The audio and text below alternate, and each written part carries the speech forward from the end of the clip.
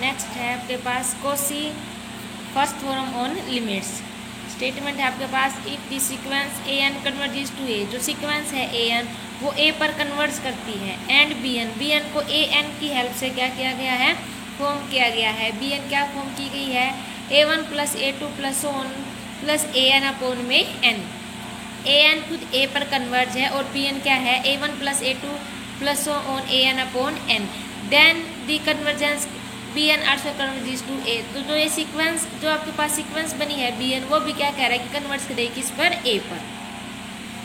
इसके लिए हमने क्या किया, हमने लेट किया सी एन को ए एन माइनस ए, क्योंकि हमारे पास गिवन क्या है कि आपके पास जो ये ए एन सीक्वेंस है वो कहाँ कन्वर्ज कर रही है, ए पर। ए एन सीक्वेंस कहाँ कन्वर्ज कर रही है, ए पर। तो हमने सी एन क्या कंसीडर कर लिया, a n minus a for all n belongs to natural number n. Limit n tends to infinity c n, अगर हम यहाँ limit n tends to infinity करेंगे तो यहाँ भी करेंगे।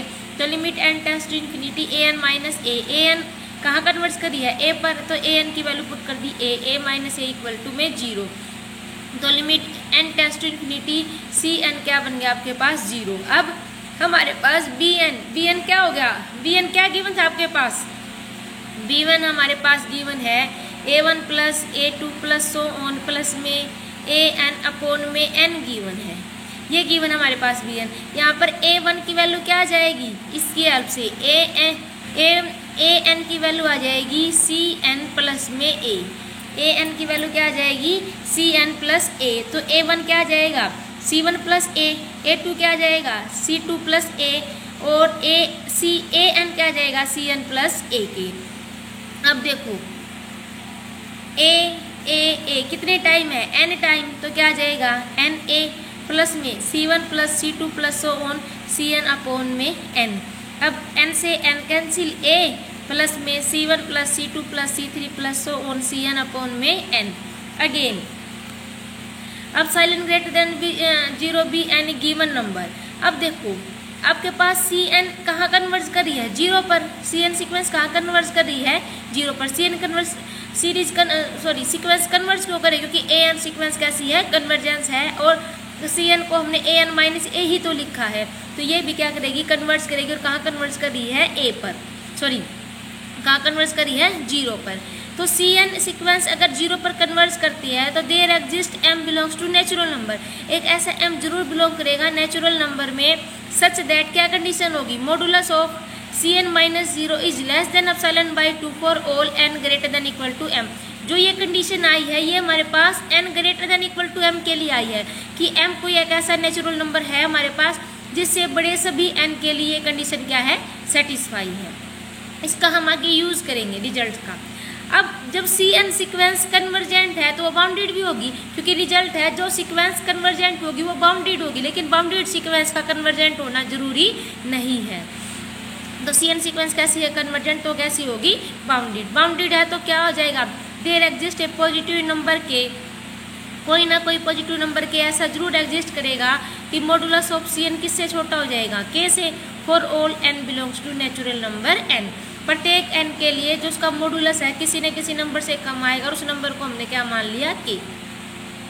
दस for all n belongs n greater than equal to m के लिए, n greater than equal to m के लिए क्या किया हमने, modulus of c one plus c two plus so on c n upon n minus 0 as it is quantity. अब देखो यहाँ से 1 बाई एन तो हमने ले लिया, फिर क्या लिख सकते हैं, modulus of c one.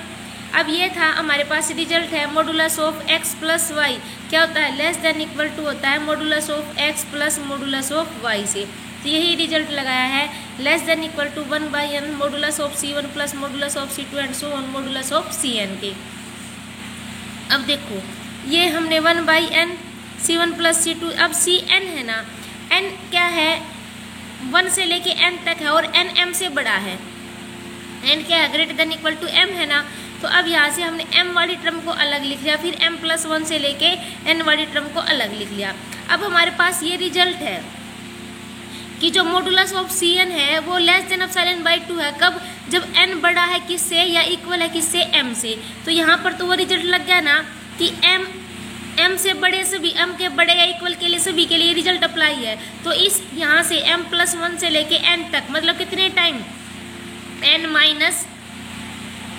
m time, n minus m time, तो आपके पास इस मॉडुलस की वैल्यू क्या आ गई epsilon by 2, epsilon by 2 and so on कितने time n minus m time, क्योंकि ये टर्म्स कितनी है n माइनस m।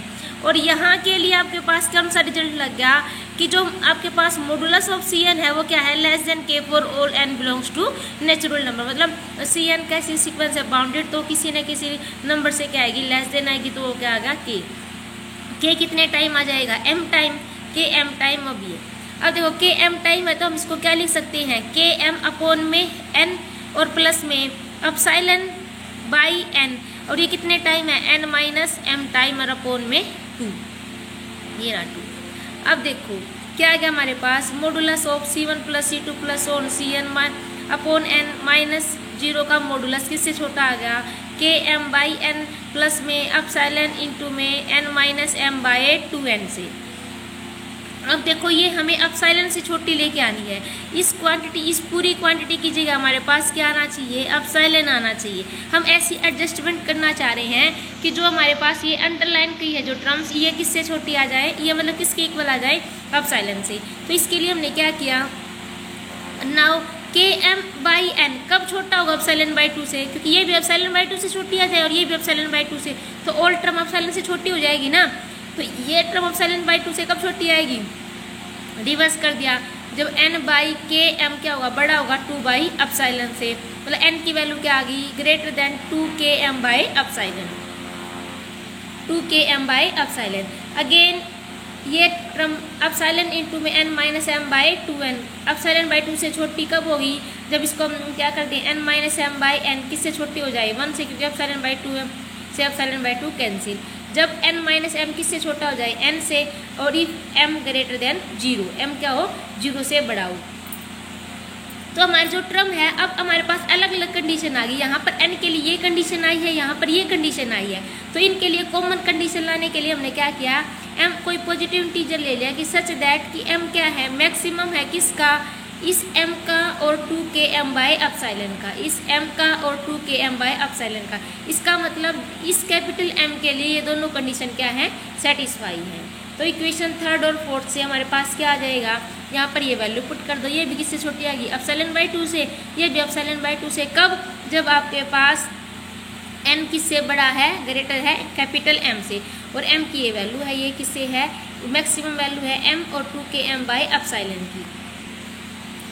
क्या दिखा दिया हमने modulus of C1 plus C2 plus on Cn upon n minus 0 का मॉडुलस एप्सिलॉन से छोटा है जब n is greater than equal to में m, और this imply this sequence converges to 0, और ये सीक्वेंस क्या है bn कन्वर्जेस टू a, क्योंकि ये सीक्वेंस अब 0 पे कन्वर्ज करेगी तो bn तो a पर कन्वर्ज करेगी ना, क्योंकि हमारे पास जो आपके पास bn थी वो क्या कंसिडर की थी हमारे पास, अगर Cn bn 0 पर तो है तो Cn की क्या आ जाएगी वैल्यू, करो पीछे वैल्यू पुट, bn क्या आ जाएगी a प्लस 0, तो bn कहाँ कन्वर्ज कर जाएगी a पर, क्योंकि limit n tends to infinity bn करने पर ये क्वांटिटी तो क्या बन जाएगी 0, सिर्फ क्या आएगा a, तो bn कहाँ कन्वर्ज कर दी a पर।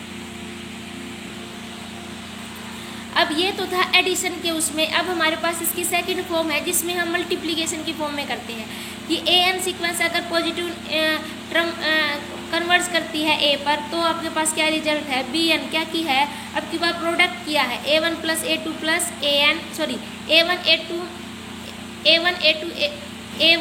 Into a2 and so on an के की पावर 1 बाई n, तब भी bn का कन्वर्ज करेगी a पर।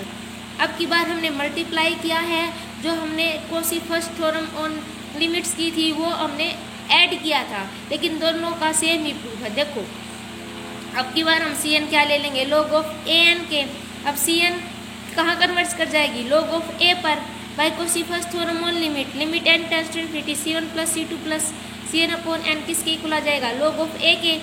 तो नेक्स्ट आपके पास क्या बन जाएगी value, limit n tends to infinity 1 by n C1 C2 Cn की वैल्यू पुट कर दी, कहाँ क्या वैल्यू आ रही इसकी लॉग ऑफ a। अब log a1 plus log a2 plus log an क्या लिख सकते हैं log of a1 plus log of a1 into log of a2 into log of an equal to में log ऑफ a। तो limit n tends to infinity 1 by n क्या चला जाएगा इसकी पावर में, बोथ साइड एंटी log ले लिया तो log से log कैंसिल, क्या आ जाएगा आपके पास limit n tends to infinity a1 into a2 into में ए एन की पावर 1 बाई एन किसके इक्वल आएगा, ए के, मतलब बी एन कहाँ कन्वर्ज करेगी, ए पर। ये थी उसकी मल्टीप्लिकेशन वाली फॉर्म। अब हम करते हैं इससे रिलेटेड एग्जाम्पल्स। ये आपके पास 1 + 1/3 + 1/5 and so on + 1/2n - 1 upon में n। ए एन क्या है, लास्ट वाली टर्म चेक करेंगे हम। अगर ये कन्वर्जेंट है तो इस पूरी की पूरी सीरीज क्या करेगी, कन्वर्ज करेगी, और किस नंबर पर, जहाँ पर ए एन कन्वर्ज करेगी। तो ए एन लास्ट वाली टर्म होती थी, ए एन क्या मान लिया 1 अपॉन में 2n - 1। Limit n tends to infinity क्या आ जाएगा, limit n tends to infinity 1/2n - 1 1 upon में infinity 0। Cauchy first theorem on limit n tends to infinity a1 + a2 + an upon n किसके इक्वल हो जाएगा, 0 के। a1 a2 an की value put कर दी तो क्या आ गया आपके पास, limit n tends to infinity 1 + 1/3 + 1/5 and so on + 1/2n - 1 upon में n कहाँ कन्वर्ज कर दी, 0 पर। नेक्स्ट है आपके पास limit n tends to infinity an 2/1 + 3/2 + 4/3 and so on, plus में क्या है n + 1/n। ये क्या करेगी, लिमिटिंग वैल्यू क्या आएगी, 1। अब देखो ए एन क्या है, n + 1/n, क्या लिख सकते हैं 1 + 1/n। Limit n tends to infinity a n क्या हो जाएगा 1। तो Cauchy first theorem on limit n tends to infinity a1 + a2 + an/n किसके इक्वल आएगा, जहाँ जो limit n tends to infinity a n करने पर आया वो वैल्यू क्या है 1। a1 a2 an की वैल्यू पुट कर दी तो क्या आ गया, limit n tends to infinity 1/n 2/1 + 3/2 + 4/3 and so on n + 1/n किसके इक्वल आ गया 1 के, जो हमें प्रूव करना है।